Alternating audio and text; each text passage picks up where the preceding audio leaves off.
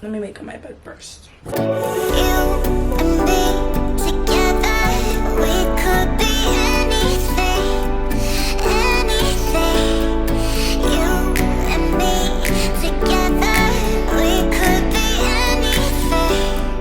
Hi guys, welcome back to my channel. If you guys are new here, welcome. If you guys are not new here, welcome back. Thanks for clicking on today's video. My name is Liv and I'm so happy that you're here today. If you guys clicked on this video, it's probably because you guys know that I solo travel a lot and you want to know how I do it, or you are solo traveling yourself and you want some tips and some pointers.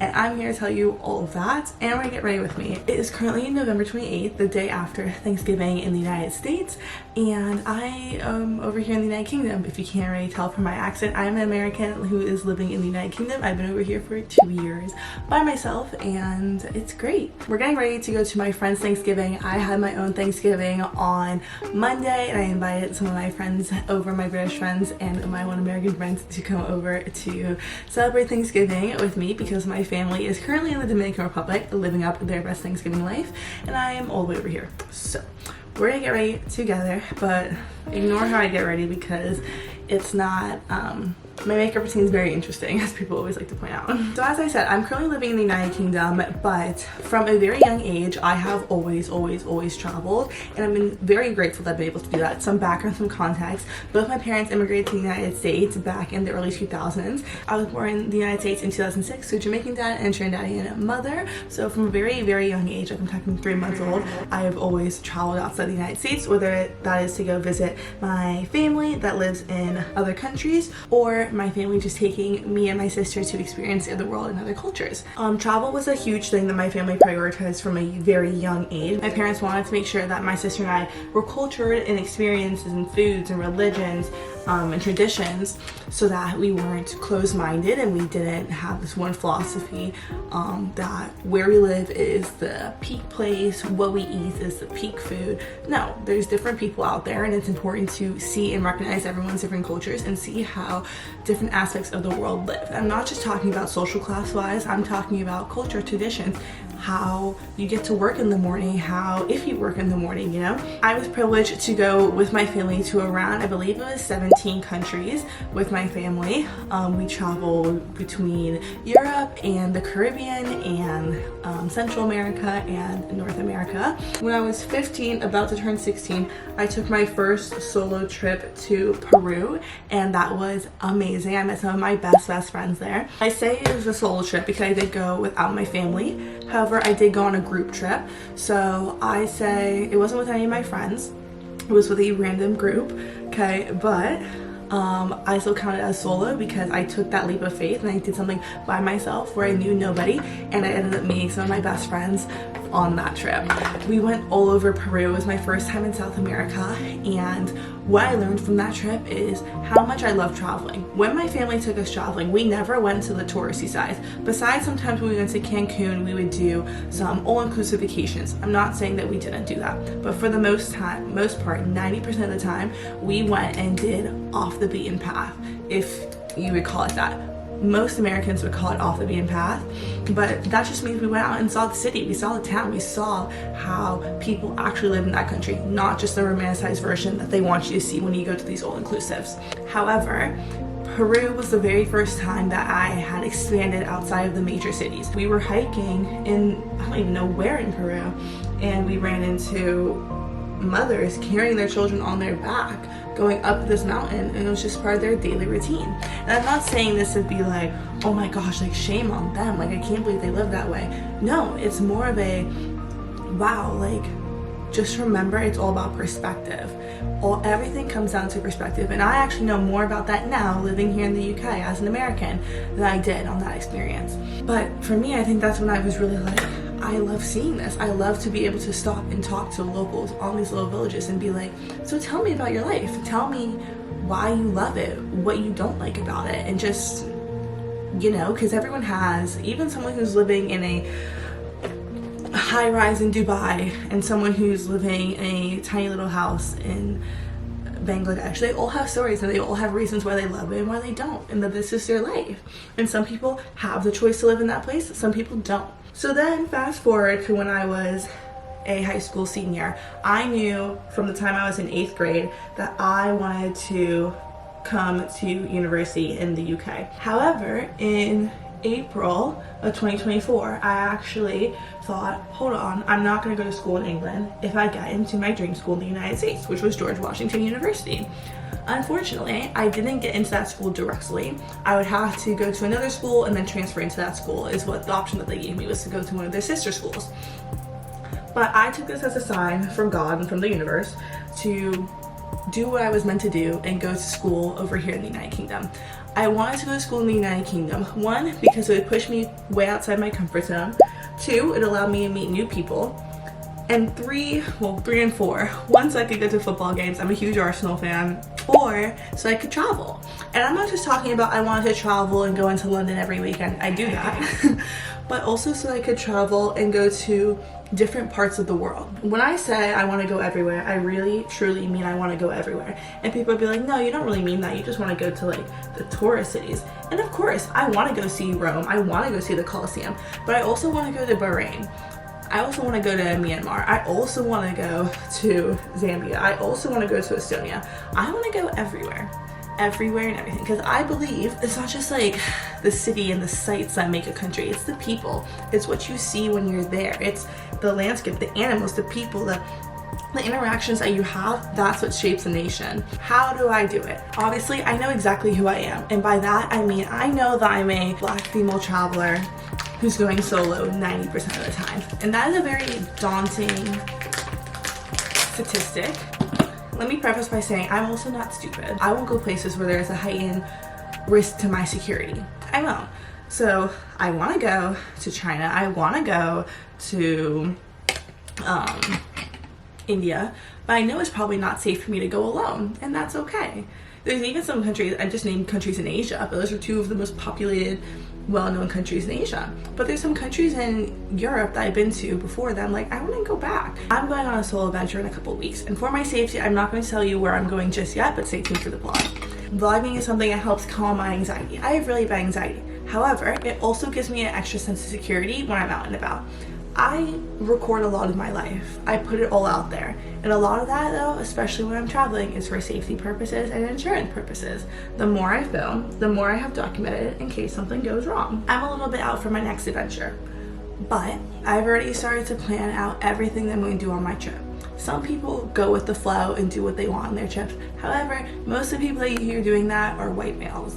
And I love that they're able to do that, and I have no shade against people that are able to do that. It's just more about being able to do that. They can go on the fly, and I'm not saying that there is places that they don't have an added risk to security, because there is. Anywhere you go, and this goes for any kind of human, anywhere you go there is something that poses a risk to your safety. However, it's heightened for some individuals more than others, and in some areas more than others, and I recognize that, and I think a lot of people do as well. When I travel, I plan out everything in advance. So I'm already starting to plan out, okay, I know where I'm going to stay, I have my flights, I know what I want to do on this day, this day, this day. I write down all the directions to a T. So that way, if something happens with my phone and my data, or something happens at the border or something like that, I can say, okay, this is where I'm going, this is what I'm doing, this is how I get there, and this is that. I might deviate from the plan, but I never deviate too far. All the things I want to do, I've researched, I've checked their credibility, are on the document. If they're not on the document, I'm not doing it. Another thing that I do is, since I am an American over here, I register with the embassy in whatever country I'm going to go visit. So that way I know that, okay, I can go to the US embassy, and you can go to the embassy regardless, or the US consulate if I need to. If I need to just have a safe place, or if I need to get my passport, or if I am in danger, I save that contact in my phone and I look up their location in relation to where I'm staying, so I know, okay, this is how I get myself to a safe point. This goes for when I'm in England too. I always make sure I have different quote unquote exit strategies. This is not to like flee the country. This is kind of more just like safe zones for myself, so I know, okay, if something happens or if I feel a little bit uneasy, this is where to go. This is the nearest point. I also have my locations here with multiple people across the world, so that someone could always come if I need someone to come. I send my parents my flight information and where I'm staying, and they check in with me all the time to make sure, yep, I'm here, I'm okay. And that's not to say that they're controlling. It's more of a safety thing for myself, so I know, yeah, okay, someone's watching out for me, so that if I say I need help, I have help. The biggest thing that I do though is trust your gut. You will know if you're in an uncomfortable situation. And I also am a very kind of person that, okay, I get up at 7 a.m. I go run, I go see the city. That's how I also orient myself. Walking around, running, doing something like that in a new city is how I get comfortable. So I know, okay, this is where this place is, this is where this place is. And you'll get used to that really quickly. I'm also lucky to have a very good sense of direction. So if I go someplace one time, I generally know how to get back to that place if I need to, or trace my steps backwards to go wherever I need to go. I do not go out after dark. So as soon as the sun sets, Olivia's in bed. Okay, it doesn't mean I have to necessarily go to sleep, but while I'm on these trips, I'm typically going during the middle of the school year. So I will do work, or I'll do homework, or just sit down and watch a show and decompress. And I know that means that everyone's like, oh, you're missing the nightlife and the parties and whatnot. You're young, go do that. Yeah, I'm young, but I also know who I am. And like I said, one, I don't need to be going out and partying. That's not why I'm in another country. And two, I know that there's an added risk when alcohol is involved amongst other people, not even just in myself. I won't drink, that's another thing. I won't drink any alcohol while I am solo traveling. It's just something I do for my safety as well. Alcohol compromises your ability to think quickly, and I need to be able to think on my feet in any given matter.